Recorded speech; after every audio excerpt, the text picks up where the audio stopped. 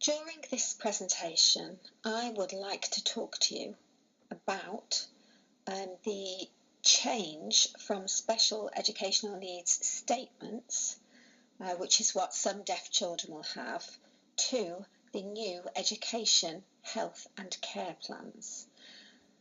In September 2014, the implementation of significant changes to support for children and young people with special educational needs and disabilities was provided in England. And there are a number of resources that I can point you towards in order for you to be able to understand what those changes are and how they might impact upon various people. What I'd like to do first is to just take you to a sort of template, a model education, health and care plan, and we'll go through a little case study in order that you can see what kind of information needs to be included in these plans. So let's take a look at that on the next slide. So Education, Health and Care Plan, which is taken from the Ehcp website. Excuse me while I just take that up. Okay, and we have Kirsty, who is a child with a hearing impairment, and she is aged 4.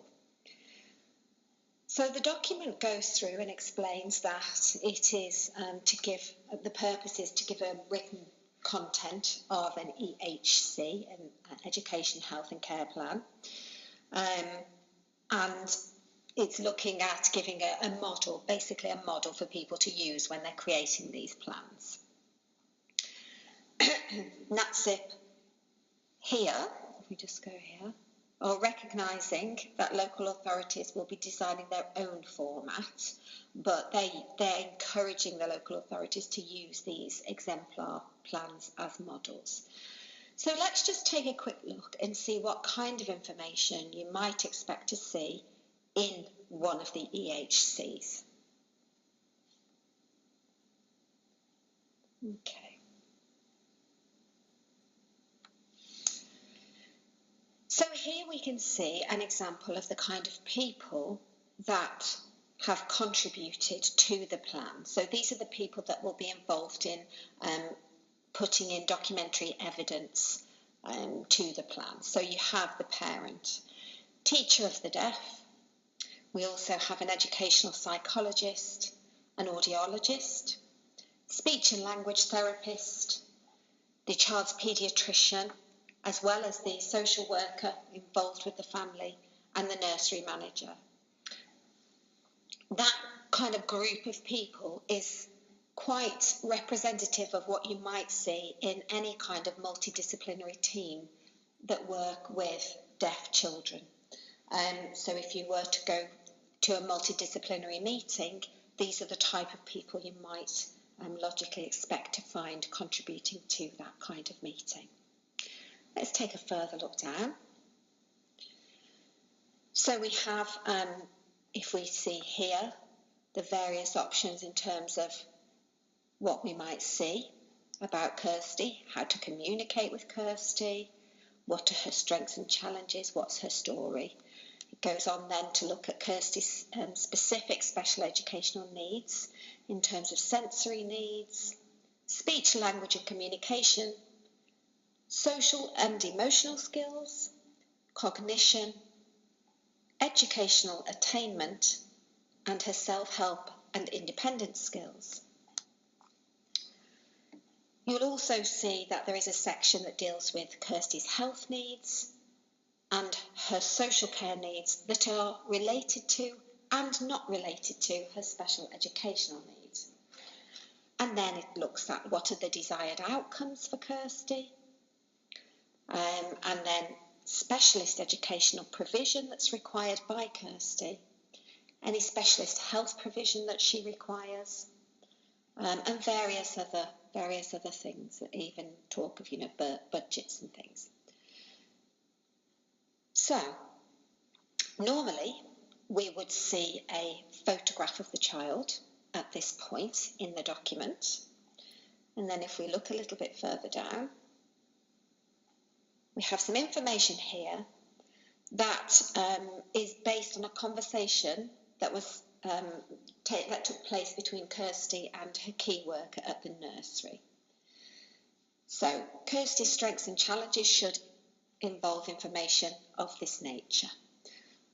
Kirsty has good non-verbal communication skills. She's a keen communicator with excellent eye contact, concentration and attention. So that's one of the sort of positives. Let's have a look at some of the challenges. So Kirsty has auditory neuropathy. You can see that term here.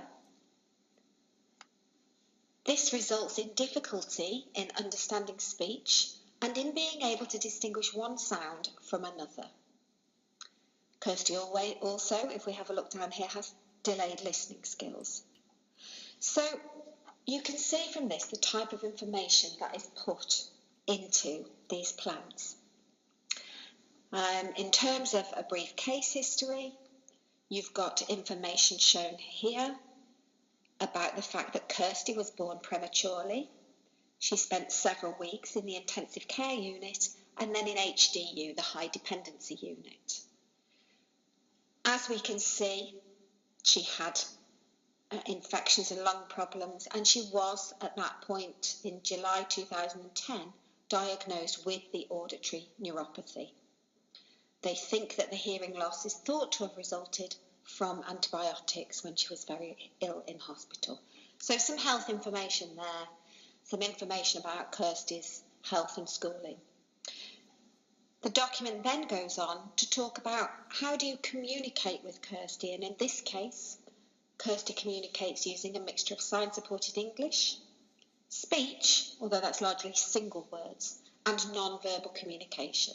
So it's normal here to put in some very specific information about how this particular child communicates, because this document will be used in the educational settings which are where she is being educated.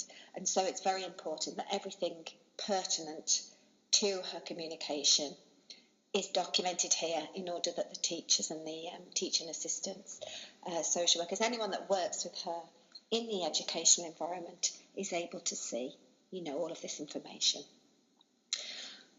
You can access these documents from the website that you can see on the screen. These come professionals' website, which you can join as a future professional, and you might find interesting. There are lots of documents on there that are very helpful to give you an understanding of the types of things that you might come across in the future working in the world of deafness, specifically in relation to children and young people and their families. So, there is another model here, which you can see, another model EHC, which you can access and have a look at, like I say, if you want to go to the website, either the NDCS website or directly to the NATSIP, National Sensory Impairment Partnership website. I hope you found this information useful, and I look forward to discussing it with you further in the future. Many thanks.